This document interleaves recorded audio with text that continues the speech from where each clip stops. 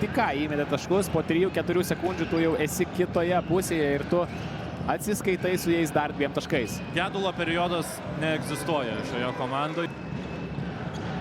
Na ir dabar nelabai pats ir sugalvoju. Turbūt, kad čia yra labiau negeras ženklas, kad su 8 tritaškais tu pirmauji tik 1 tašku, o dabar ir atsilieki agresyvę stepauto gynybą.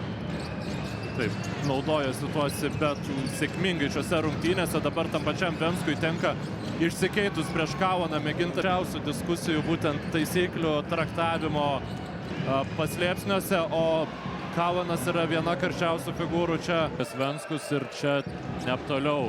Zotovas neleidžia Kaunui lengvai perbėgti per pirmąją aikštelės pusę, tačiau įveikęs. Herojiškas krepšinis, Childressas per Brookso rankas netaikliai. Labai daug 1-prieš-1 žaidimo paskutinėse atakose, kol kas jis yra nesėkmingas.